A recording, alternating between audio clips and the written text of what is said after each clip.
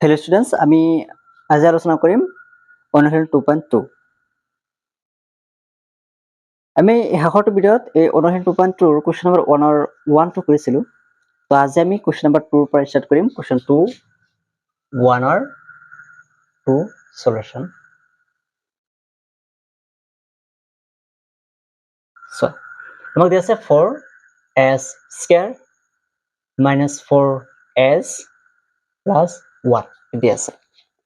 এটা আমি কি কৰিম? আমি কি কৈছিলো যে যদি সহকৰ লগত চলকৰ লগত কিবা সহগ থাকে যে এই সহগ আৰু এই লাষ্টৰ ধ্ৰুৱক পদটো আমি কি কৰিম? পূৰণ কৰিম। পূৰণ কৰিলে কিমান পাম? 4। এতিয়া এই 4 আমি কি ওলাব লাগিব? চুটি হৰণ পদ্ধতিৰে হৰণ উলিয়াই আমি দুটা সংখ্যা উলিয়াব লাগিব, যেটা সংখ্যা যোগ কৰিলে বা বিয়োগ কৰিলে মাজৰ সংখ্যাটো হয়। মনত ৰাখিবা, যোগ বা বিয়োগ কৰিলে মাজৰটো হ'ব লাগিব। এতিয়া 4 আছে, এতিয়া 4ক আমি কি হৰণ কৰিম? 2 ৰে। 2 কেইবাৰ যাব? 2 বাৰ। এতিয়া আমি এই দুটা সংখ্যা যোগ কৰিলে কিমান পাম? 4। আকৌ বিয়োগ কৰিলে কিমান পাম? বিয়োগ কৰিলে 0। হয়নে? কিন্তু এইটোতো অপশ্যন নাই, আমাৰ অপশ্যন আছে এইটো, কাৰণ যোগ কৰিলে 4s আহে। এতিয়া চোৱা, আমাক 4s স্কয়াৰ মাইনাস, এতিয়া আমি কি কৰিম? লিখিম কোনটো? এইটো, কাৰণ 4 আছে ইয়াতে, হয়নে? গতিকে লিখিম মাইনাস 2 প্লাস 2 লগতে s plus 1, right, equal to 4s square minus, এতিয়া এইটো মাইনাসে প্লাসে মাইনাস 2 লগত s পূৰণ হৈছে গতিকে 2s, মাইনাসে প্লাসে মাইনাস 2 লগত s পূৰণ হৈছে গতিকে 2s প্লাস 1, ৰাইট। তো এতিয়া চোৱা, ইয়াৰ পৰা কমন কি আহে? দুটাৰ পৰা কমন কি আহিব? 2 আহিব আৰু s আহিব। থাকিব কি? 2s থাকিল মাইনাস 1 থাকিল। আমি 2s কমন লৈ গলো। তেতিয়াহ'লে এইটো বস্তু আৰু ইয়াতে যেটো সেইটো সেম হয়, হয়নে? 2s, এইটো এনেকৈ লিখিছো 2s minus 1 লিখি দিলো। এতিয়া চোৱা, ইয়াতে 2s আছিল, 2s গুচি গ'ল, থাকিল কি? 1 থাকিল তেতিয়া, হয়নে? গতিকে 2s, এই কমন দুটা লিখিছো 2s minus 1, আকৌ এই দুটাৰ পৰা লিখি দিয়া 2s minus 1। যেহেতু আমাক কি কৈছে? শূন্য উলিয়াবলৈ, শূন্য ওলাব হলে কি কৰিব লাগিব? শূন্য সমান কৰিব লাগিব, হয়নে? এতিয়া আমি কি কৰিম? এই s minus 1 equal to শূন্যৰ সমান কৰি দিম, আৰু এইটো পাৰ্ট 2s minus 1 টো শূন্যৰ সমান কৰি দিম, কাৰণ আমাক শূন্য উলিয়াব কৈছে। এতিয়া চোৱা, 2s, এইটো minus 1 আছে, সিফালে গ'লে plus 1 হ'ব, or same এইটো হ'ব 2s equal to plus 1 হ'ব।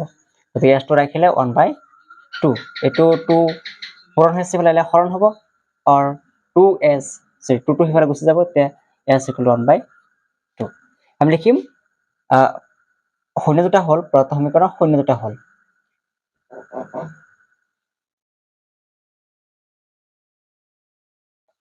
শূন্য দুটা হল, কি পাইছে? আমি 1/2 আৰু 1/2 হল। এতিয়া আমি শূন্য কেইটা পাইছো? আমাক কৈছে যে শূন্যবোৰ উলিওৱা আৰু এই শূন্যবোৰৰ মাজৰ আৰু সহগবোৰৰ মাজৰ সম্পৰ্ক সত্যাপন কৰা গৈছে। এতিয়া আমি সত্যাপন কেনেকৈ কৰিম? এটা আছে শূন্য দুটাৰ সমষ্টি, হয়নে? মানে শূন্য দুটা কি কৰিম? যোগ কৰিম। সমষ্টি কি? যোগ কৰা। এতিয়া লিখিম সত্যাপন, সত্যাপন। প্ৰথমটো হ'ব শূন্য দুটাৰ সমষ্টি। শূন্য দুটা কি আছে? 1/2 plus 1/2, right? তেতিয়া আমি এই 2 আৰু 2 লোৱা হয় কিমান? 2, গতিকে 2 লগত 1 পূৰণ কৰিলে 2 পোৱা যায়, গতিকে সেই 1 আকৌ ইয়াৰ লগত পূৰণ কৰিলে 1 প্লাস, এতিয়া এই 2 লগত 1 পূৰণ কৰিলে 2 পোৱা যায়, তেতিয়া সেই 1 আকৌ ইয়াৰ লগত পূৰণ কৰা, 1 গুণ 1, ৰাইট? তেতিয়া আমাৰ আহিব কিমান টোটেল? 2/2, মানে 2 2ত কেইবাৰ যায়? একবাৰ, ইকুৱেল টু 1, আমি 1 পালো। এতিয়া শূন্য দুটাৰ পূৰণফল বা গুণফল,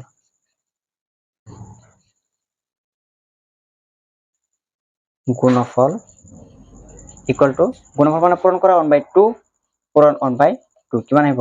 1 গুণ 1, 2 2 গুণ 4, গতিকে আমাৰ সত্যাপন হৈ গ'ল। এটা হচ্ছে question number 2. Now question number 3.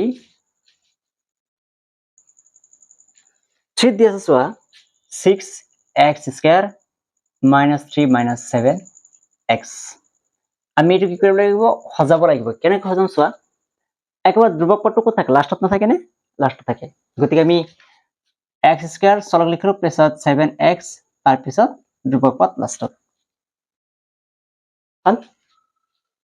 Equal to এটা কি কৰিম যেটো x স্কয়াৰ লগত কি কয় চলকৰ লগত হক আছে 6 8 আৰু এইটো পূৰণ কৰা মানে 18 6 3 গুণ 18 এই 18 আমি কি কৰিম ছোটি হৰণ পদ্ধতিৰে হৰণ ওলাই লোৱা 2 যাব 9 বাৰ 3 যাব 3 বাৰ এটা আমি কি কৰিব লাগিব যে ইয়াৰ পৰা চাব লাগিব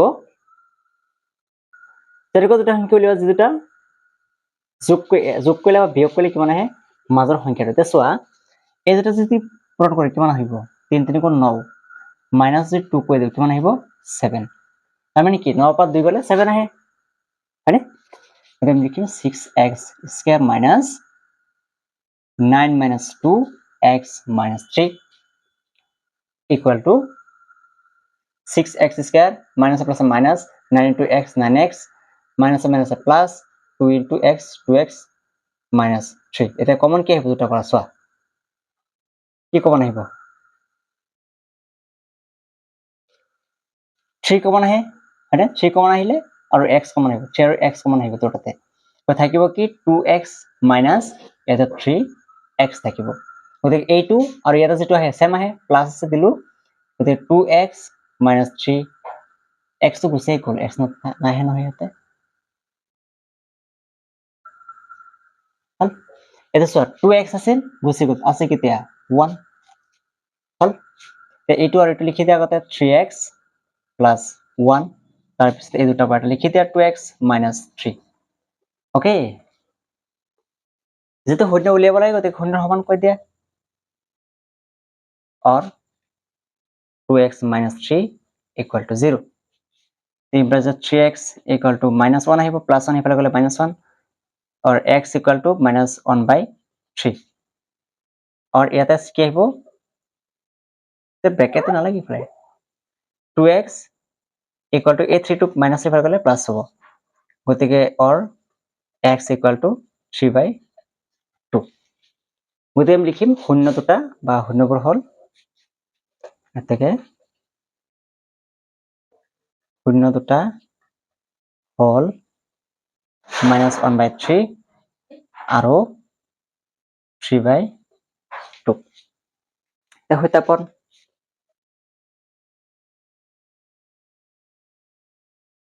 শূন্য দুটাৰ সমষ্টি মানে দুটা যোগ কৰি দিয়া -1 by 3 plus 3 by 2 লহাও কিমান আহিব 3 আৰু 2 লহাও কিমান 6 3 আৰু 2 লহাও 3 আৰু 2 লহাও কিমান আহিব হৰণ যাব নে 3 এৰ গলে এটা যাব 3 এবাৰ 2 এ যায় নে না যায় গতিকে পূৰণ কৰা 3 পূৰণ 1 পূৰণ 2 equal to 6 এটা 3 লগত কি পূৰণ কৰে 6 পোৱা যায় 2 গতিকে হেতু আকৌ এৰ লগত পূৰণ কৰা তে 2 1 গুণ 2 মাইনাস আগত দিলু এটা প্লাস এই 3 লগত কি পূৰণ কৰে 6 পোৱা যায় 3 লগত 2 এৰ লগত কি পূৰণ কৰে 6 পোৱা যায় 2 এৰ লগত 3 পূৰণ কৰে 6 পোৱা যায় এতে হে 3 আকৌ এৰ লগত পূৰণ কৰা 3 3 গুণ 9 ৰাইট গতিকে আলটিমেটলি আহিব কিমান আমাৰ 7 by 6 এৰ সমষ্টি ও গুণফল শূন্য দুটাৰ গুণফল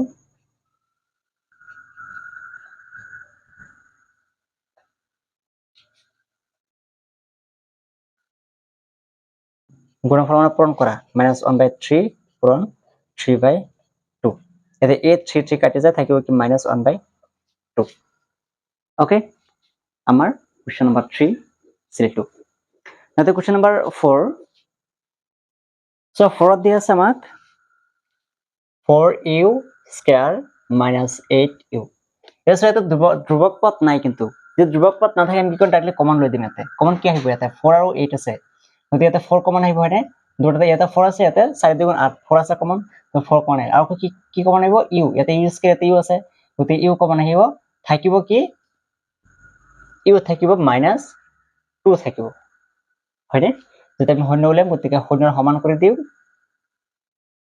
or u minus 2 equal to 0 সমান কৰি দিলো এইটো পাৰ্ট 0 সমান আকৌ এইটো পাৰ্ট 0 সমান কৰি দিলো তেতিয়া u equal to কিমান পাম 0/4 or u equal to minus 2 ফালে গলে plus 2 হ'ব তেতিয়া 0 দুটা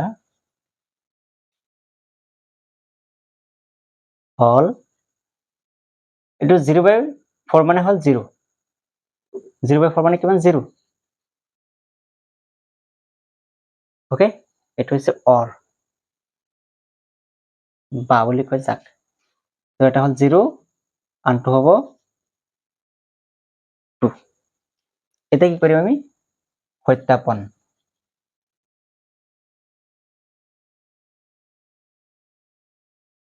শূন্য দুটার সমষ্টি ইকুয়াল টু সমষ্টি মানে শূন্যটা যোগ করা 2 plus 2 equal to ultimately 2 এই গুণফল শূন্যটার গুণফল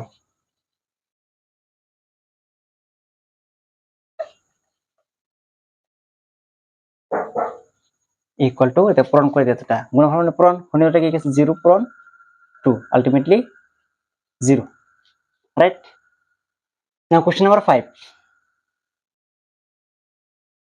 so question number 5 কি দিয়েছে t square minus 15 হল এতিয়াৰ পৰা কিবা কমন আহিব নে নাই গতি আমি ইকুয়াল টু 0 শূন্য যেটো উলাইব লাগে শূন্য সমান কৰি দিম t square minus 15 equal to 0 গতি t square equal to plus 15 এফালে গলে minus 15 এফালে গলে plus 15 হ'ব গতিকে t square equal to এফালে স্কয়ার উঠাই দিলে কি হ'ব plus minus root over 15 হ'ব হল t square উঠাই দিলে root over হৈ যাব বৰ্গ কৰি দিলে গতিকে t আমি কি পালো এতেকে t equal to এটা হো √15 প্লাস আনটো কমা √15 মাইনাস এটা শূন্যটা পাইলে নহয় এটা লিখিম শূন্যটা হল এই দুটা শূন্য t হয়নে শূন্যটা হল 15 আৰু মাইনাস √15 এটা সত্যাপন কৰি দিয়া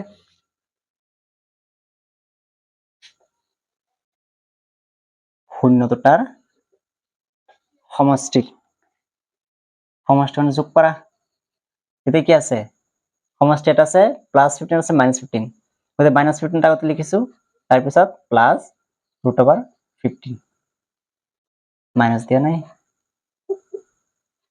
গতে মাইনাস প্লাস কি হৈ যাব ক্যান্সেল থাকিব কিমান 0 এটা কোন দুটা গুণফল